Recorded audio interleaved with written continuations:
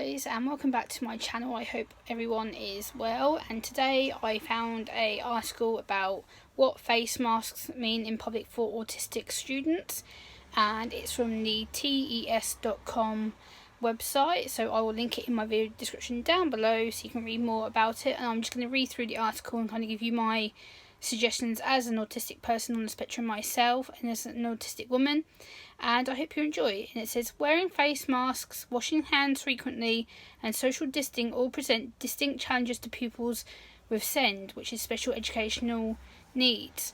And the article is written by Deborah Hollingsworth, and it says, as lockdown eases, new systems of operating are being established and embedded across society: hand hygiene, social distancing. And last night the government announced that it will be mandatory to wear face masks in shops from next week onwards, which was back in the end of July. For the neurotypical, these changes can seem variously reassuring, irritating or sinister. Within the special educational needs and disabilities community, however, modifications may represent significant changes and barriers to interaction. Within the special educational needs and disabilities community, the latest census figures show that 12.1% of all nursery and school children in England have special educational needs. Processing and sensory impairments therefore affect a significant minority of our school population. Almost 83,000 pupils with an education, health and care plan are on the autism spectrum. For these pupils, however, in particular, many of the recent changes to society will be particularly difficult. So, what are the challenges of the face masks for the special educational needs and disabilities community, you may ask? The challenges of face masks are the texture, feel and action of putting on the mask. Leaving it on, not fidgeting with it, represents a significant challenge for some with reactions and responses associated with the autism spectrum. Wearing masks or gloves can provoke sensory sensitivity issues. Similarly, seeing other people wearing them can elicit phobic reactions or rejection responses. Pupils on the autism spectrum may require intensive, prolonged interventions to allow them to accept mask wearing as part of their day and regular routine, and how to make them mundane or normal. So the next page, it says, masks will be difficult too for hearing impaired children. These pupils rely on lip reading and clear dictation for communication.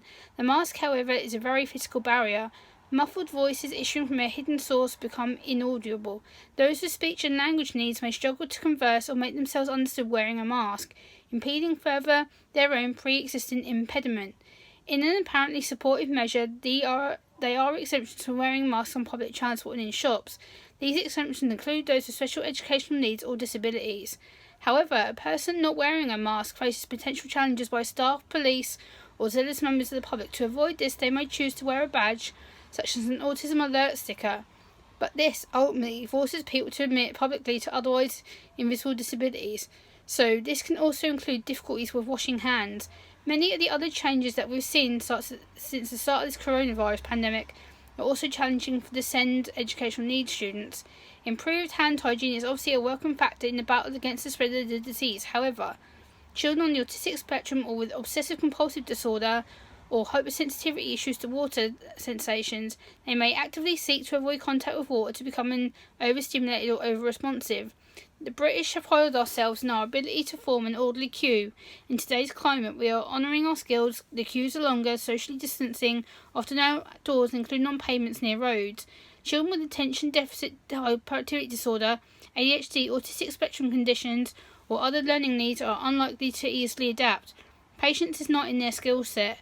Parents and schools learned how to best support these children in extracurricular activities during the pre-COVID days, but now strategies will be needed, or large geographical sections of society will be physically placed beyond the reach of these children. However, meanwhile, blind and visually impaired children rely on a sighted guide to navigate the world until they develop the skills to feel and touch their own way around. Social distancing is an impossibility for them, or their teachers supporting them. And finally, the third page, and adults, their increased use of touch more broadly puts them at increased risk of spreading the infection. So how do they deal with this, and how are they suffering?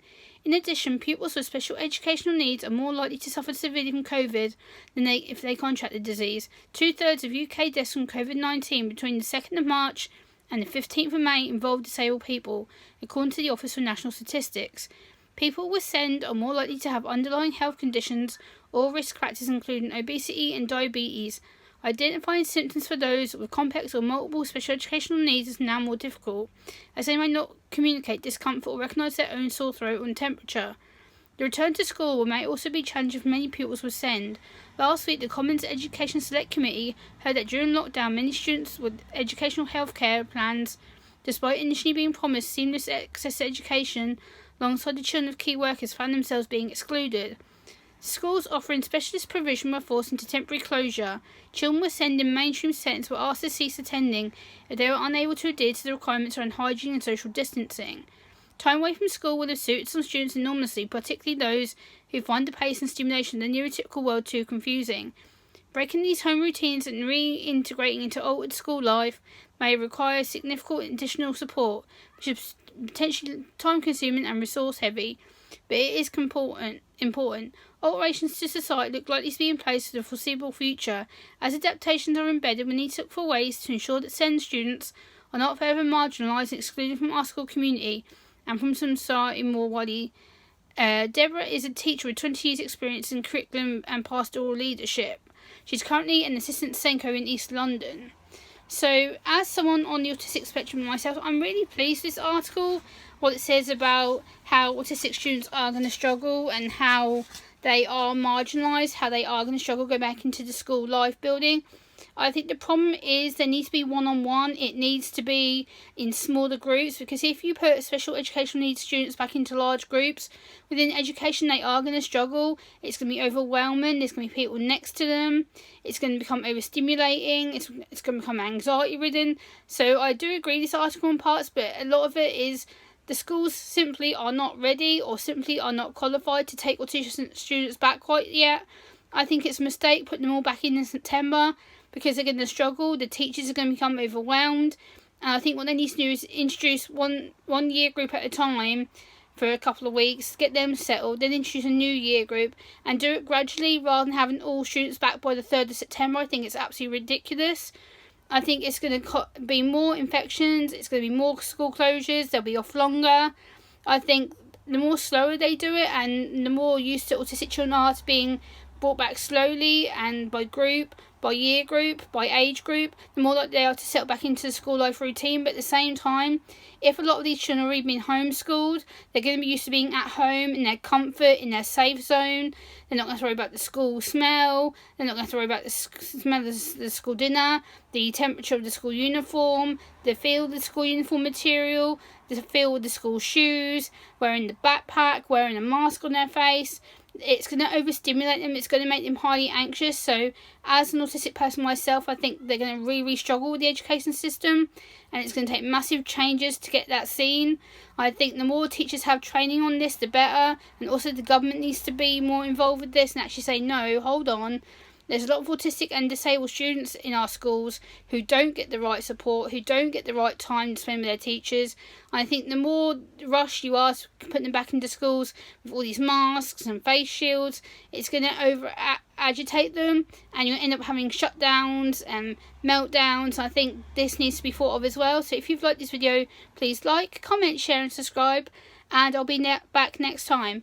Bye!